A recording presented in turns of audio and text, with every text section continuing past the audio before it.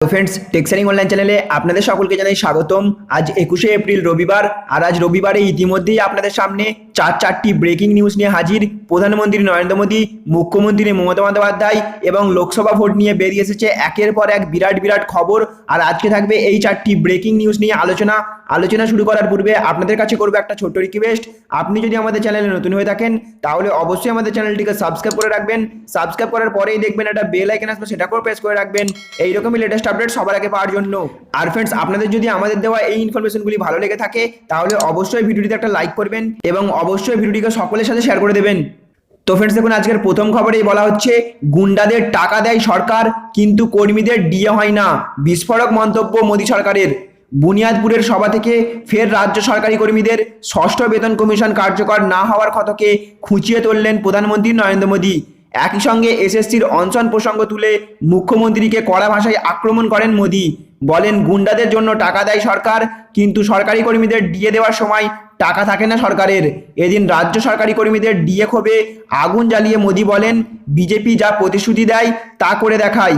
ডিএর প্রসঙ্গে ত্রিপুরার কথাও তুলে ধরেন তিনি। বিজেপি শাসিত রাজ্যে সরকারি কর্মীদের সপ্তম বেতন কমিশন কার্যকর হয়ে গিয়েছে, কিন্তু সপ্তম বেতন কমিশন দূর, ষষ্ঠ বেতন কমিশন ঝুলে। তাদের ন্যায্য ডিএ দিতে গড়িমসি করছে সরকার। সূত্রের দাবি, এভাবে লোকসভা ভোটের আগে প্রায় 3 লাখের বেশি সরকারি কর্মী ও তার পরিবারের সদস্য ধরলে প্রায় 15 লক্ষের বেশি মানুষের অসন্তোষকে উস্কে দিতে চেয়েছেন মোদী। রাজনৈতিক মহলের ব্যাখ্যা, প্রধানমন্ত্রী বলতে চেয়েছেন বিজেপি সরকার বাংলায় ক্ষমতায় এলে সরকারি কর্মীদের যাবতীয় দাবি দাওয়া পূরণ করবে। যদিও এই মুহূর্তে রাজ্য কর্মীদের ষষ্ঠ বেতন কমিশন ঝুলে রয়েছে, যা গত 1 জানুয়ারি 2016 সাল থেকে কার্যকর হওয়ার কথা ছিল। এই নিয়ে রাজ্য সরকারি কর্মচারী মহলে তীব্র ক্ষোভ রয়েছে। শনিবার বুনিয়াদপুরের সভা থেকে ফের পশ্চিমবঙ্গের কর্মসংস্থান ইস্যুকে হাতিয়ার করে মমতা বন্দ্যোপাধ্যায় সরকারের বিরুদ্ধে তোপ দাগলেন প্রধানমন্ত্রী নরেন্দ্র মোদী। এসএসসির অনশন প্রসঙ্গ তুলে মুখ্যমন্ত্রীকে কড়া ভাষায় আক্রমণ করেনও তিনি। বলেন এখানে পরীক্ষায় পাশ করা চাকরি প্রার্থীদেরও চাকরি দেওয়া হয় না। দক্ষিণ দিনাজপুরে এই প্রথম স্বাধীন ভারতের কোনো প্রধানমন্ত্রী সভা করলেন। সবার শুরুতেই বাংলার গণতন্ত্র ব্যবস্থাকে কটাক্ষ করেন মোদী। একই সঙ্গে বাংলার কর্মসংস্থানকে হাতিয়ার করে বলেন বাংলার কর্মসংস্থানের কথা বলছেন মমতাজি, কিন্তু এখানে পরীক্ষায় পাশ করা চাকরি প্রার্থীদের চাকরির ব্যবস্থাও করা হচ্ছে না। এখানে শুধু সিন্ডিকেট চলছে, তোষণের রাজনীতির অভিযোগ তুলে মোদীর দাবি এখানে দুর্গাপুজো করতে সমস্যায় পড়তে হয়, মিছিল করতে দেওয়া হয় না। এই দিদির সরকারের পতন অনিবার্য, আমরা এই হিসাব নেব। শিক্ষক নিয়োগের দাবিতে এসএসসি চাকরি প্রার্থীদের 29 দিনের অনশন প্রসঙ্গ তুলে ধরেন তিনি। বলেন আজ দিদির রাজ্যে চাকরির পরীক্ষায় পাশ করা সফল প্রার্থীদের চাকরি দেওয়া হচ্ছে না, তাদের অনশন করতে হচ্ছে। একই সঙ্গে চোপড়ায় তৃণমূলের সন্ত্রাসের বিরুদ্ধে জনতার প্রতিরোধের প্রসঙ্গ তোলেন। খগড়াগড় বিস্ফোরণের তদন্ত রাজ্য সরকার চেপে গিয়েছিল বলেও অভিযোগ তোলেন মোদী। এর আগেও কোচবিহারের রাসমেলা ময়দানে দাঁড়িয়ে এসএসসির প্রসঙ্গ তোলেন মোদী সরকার। তাহলে ফ্রেন্ডস, বুঝতে পারলেন আবারও নরেন্দ্র মোদী রাজ্যে সবাই এসে খোঁচা দিলেন মুখ্যমন্ত্রীকে। কড়া ভাষায় আক্রমণ করে তিনি বলেন রাজ্য সরকার গুন্ডাদের টাকা দেয় কিন্তু সরকারি কর্মীদের ডিএ দেওয়ার সময় টাকা থাকে না সরকারের। এদিন নরেন্দ্র মোদী ডিএ এবং এসএসসির প্রসঙ্গ উল্লেখ করে তুলোধনা করেন মমতা বন্দ্যোপাধ্যায়কে।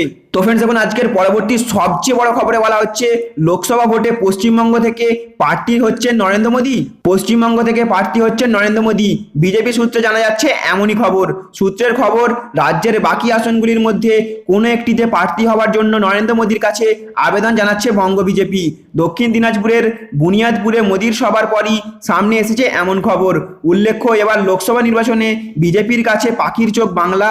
পশ্চিমবঙ্গে পদ্মবাগান তৈরিতে মরিয়া গেরুয়া শিবির চাইছে মোদীকেই মুখ করে এগোতে, আর তাই প্রধানমন্ত্রীকেই প্রধান কাণ্ডারি করে রাজ্যে ভোট বৈতরণী পার করতে চাইছে বঙ্গ বিজেপি। তাহলে ফ্রেন্ডস, বুঝতে পারলেন আবারও একটা চাঞ্চল্যকর তথ্য উঠে এসেছে। এবার নাকি নরেন্দ্র মোদী পশ্চিমবঙ্গ থেকে প্রার্থী হচ্ছেন। বঙ্গ বিজেপি মোদীর কাছে আবেদন জানিয়েছে যাতে বাংলা দখলের লক্ষ্যে পশ্চিমবঙ্গ থেকে দাঁড়ান তিনি।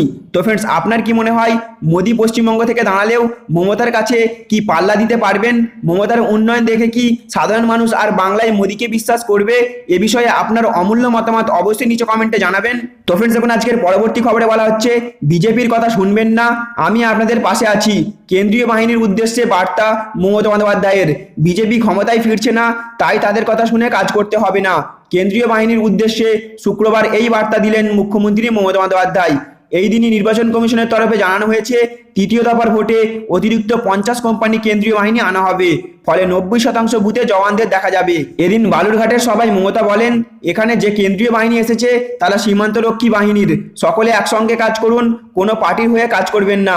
এরপরেই হিন্দিতে কেন্দ্রীয় বাহিনীর উদ্দেশ্যে মমতার বার্তা, আপনারা বিজেপির কথা শুনবেন না, বিজেপি ক্ষমতায় ফিরবে না। আমি আপনাদের পাশে আছি, কারণ আমি আপনাদের পছন্দ করি, আপনারা ঘরের ছেলে। এদিন মুখ্যমন্ত্রী দাবি করেন, কলকাতায় থাকলেও সীমান্তে কি ঘটছে সেই খবর তিনি রাখেন, নজর রাখেন হিলি সীমান্তের দিকে। পাশাপাশি কমিশন সূত্রে এদিন জানানো হয়েছে, রাজ্যে তৃতীয় দফার ভোটে আরও বাড়ানো হচ্ছে কেন্দ্রীয় বাহিনী। বিশেষ পর্যবেক্ষক অজয় ভি নায়েক বলেন, তৃতীয় পর্যায়ে 90% বুথে কেন্দ্রীয় বাহিনী থাকতে পারে, তাই আরও 50 কোম্পানি বাহিনী আসবে। এর আগে তৃতীয় দফার ভোটে 274 কোম্পানি কেন্দ্রীয় বাহিনী ব্যবহারের পরিকল্পনা করেছিল কমিশন। প্রথম দফায় কোচবিহার এবং আলিপুরদুয়ারের লোকসভা কেন্দ্রে 83 কোম্পানি বাহিনীর ব্যবহার হয়েছিল। তার ফলে 50% বুথ তাদের তত্ত্বাবধানে ছিল। দ্বিতীয় দফা নির্বাচনে 70 থেকে 80% বুথ বাহিনীর আওতায় ছিল। বৃহস্পতিবারেই এই দুই দফার ভোট পর্যালোচনা করেন বিশেষ পর্যবেক্ষক নায়েক এবং বিশেষ পুলিশ পর্যবেক্ষক বিবেক দুবে। সূত্রের খবর, কেন্দ্রীয় বাহিনী বেশি থাকায় দ্বিতীয় দফায় গোলমাল অনেকটাই কমেছে বলে মত দুই পর্যবেক্ষকের। দ্বিতীয় দফার ভোট দেখে তৃতীয় দফায় বাড়তি বাহিনী আনার সিদ্ধান্ত হয়। সূত্রের খবর, এই পর্যায়ে বিএসএফ, এএসবি, সিআরপিএফ এর পাশাপাশি উত্তর পূর্বের একাধিক রাজ্য থেকে পুলিশ আসবে। তাহলে ফ্রেন্ডস, বুঝতে পারলেন, এবার মমতা বন্দ্যোপাধ্যায় কেন্দ্রীয় বাহিনীকে বিজেপির কথা না শোনার পরামর্শ দিলেন। সাথে সাথে তিনি আরও দাবি করেছেন, বিজেপি আর ক্ষমতায় আসছে না, তাই তাদের কথা শুনে কাজ করতে হবে না বলেও জানান তিনি। কোনো দলের হয়েই কাজ করতে নিষেধ করেছেন তিনি, সকলে মিলে একত্রে কাজ করার ডাক দিয়েছেন তিনি। তো ফ্রেন্ডস, দেখুন আজকের পরবর্তী আরও একটি বড় খবরে বলা হচ্ছে, গুন্ডাগিরি বিকাশ বন্ধ করার ফল 23শে মে বুঝবেন স্পিড ব্রেকার দিদি। লোকসভা নির্বাচনের প্রথম দফাতেই মানুষ দিদিকে কড়া ইঙ্গিত দিয়ে দিয়েছেন। দক্ষিণ দিনাজপুরে বুনিয়াদপুরের সভা থেকে মমতা বন্দ্যোপাধ্যায়কে বিঁধলেন প্রধানমন্ত্রী নরেন্দ্র মোদী। প্রধানমন্ত্রী বলেন, প্রথম দফাতেই দিদির ঘুমের ব্যাঘাত ঘটেছে, আর দ্বিতীয় দফায় যে রিপোর্ট আসছে তাতে দিদির ঘুম ছুটেছে। প্রধানমন্ত্রী বলেন, মিডিয়ায় দেখেছি আমাদের ভাই বোনরা কিভাবে টিএমসির গুন্ডাদের শিক্ষা দিয়েছে, এভাবেই ওদের প্রতিরোধ করুন। পুরুলিয়ায় আমাদের আরেক কর্মকর্তাকে হত্যা করা হয়েছে। বিজেপি সমর্থকদের আশ্বাস দিচ্ছি, এই অত্যাচারের পুরো বিচার হবে। হিংসা যারা করছে তাদের আইন অনুযায়ী কড়া শাস্তি দেওয়া হবে। মমতা দিদি পশ্চিমবঙ্গে যা করেছেন তাতে ওকে ভবিষ্যৎ মাফ করবে না। মামাটি মানুষের নামে ধোকা দিয়েছেন। একসময় ওকে দেখে আমিও ভুল করেছিলাম। টিভিতে ওকে যখন দেখতাম তখন মনে হয়েছিল উনি গরিব মানুষের জন্য লড়াই করছেন। প্রধানমন্ত্রী হওয়ার পর সেই ভুল ভেঙেছে আমার। গরিবের টাকা নারদা সারদা রোজভ্যালি লুটে নিয়েছে। গরিবের পুরো টাকার হিসাব নেব, চিটফান্ড দুর্নীতির প্রতিটি টাকার হিসাব দিতে হবে। পিসি ভাইপো মিলে যেভাবে পশ্চিমবঙ্গের ক্ষতি করেছেন তার জবাব দিতে হবে। পরীক্ষায় যারা পাস করেছেন তাদের চাকরি দেন না, গুন্ডাদের দেওয়ার টাকা রয়েছে। গুন্ডাদের দেওয়ার টাকা রয়েছে, ডিএ দেওয়ার টাকা নেই। পশ্চিমবঙ্গের মডেল গোটা দেশে লাগু করবেন দিদি, এই স্বপ্নই এখন দেখছেন দিদি। অন্য দেশের লোক এনে রাজ্যে নির্বাচনী প্রচার হচ্ছে, তোষণের রাজনীতি করার জন্য এসব করা হচ্ছে। দেশের কোথাও এই জিনিস দেখেছেন? দেশে এমন এমন একটি মডেল তৈরি হয়েছে যেখানে জঙ্গিরা ভয় পাবে। মমতা দিদি এর উল্টো কাজ করছেন। মনে করে দেখুন, খগড়াগড়ে তদন্ত কে ঢুকতে চেয়েছিলেন? ভারত এখন জঙ্গিদের ঘরে ঢুকে মারছে। এটাই করা উচিত কিনা আপনারাই বলুন। পাকিস্তানে ঢুকে সেনা এখন জঙ্গিদের মারছে, আর দিদি প্রমাণ চাইছেন সেনার ওপরে ভরসা নেই। প্রমাণ যদি চাই তাহলে চিটফান্ড দুর্নীতিতে জড়িতদের বিরুদ্ধে প্রমাণ জোগাড় করুন। ক্ষমতায় এলে অনুপ্রবেশকারীদের বিরুদ্ধে ব্যবস্থা নেওয়া হবে। নাগরিকত্ব বিল নিয়ে মানুষকে ভুল বোঝানো হচ্ছে, গরিবের চোখের জলের হিসাব দিতে হবে। তাহলে ফ্রেন্ডস, বুঝতে পারলেন, আবার নরেন্দ্র মোদী এক হাত নিলেন মমতা বন্দ্যোপাধ্যায়কে। বুনিয়াদপুরের সভা থেকে একের পর এক দিক থেকে বিদ্যে শুরু করলেন মমতার বিরুদ্ধে। মামাটি মানুষের নামে ধোকা দিয়েছেন বলেও কড়া ভাষায় আক্রমণ করেন তিনি। চিটফান্ড থেকে শুরু করে রাজ্যের বিভিন্ন দুর্নীতির দিক তুলে ধরে খোঁচা দিয়েছেন মমতাকে। গুন্ডাগিরি বিকাশ বন্ধ করার ফল 23শে মে বুঝতে পারবেন মমতা বন্দ্যোপাধ্যায় বলে বিস্ফোরক দাবি করেন তিনি। তো ফ্রেন্ডস, আপনার কি মনে হয় নরেন্দ্র মোদী কি পারবেন তার মোদী ম্যাজিক আবারও দেখাতে? বাংলায় কি বিজেপি পাল্লা দিতে পারবে মমতার কাছে? 23শে মে কার মুখে অন্তিম হাসি ফুটবে?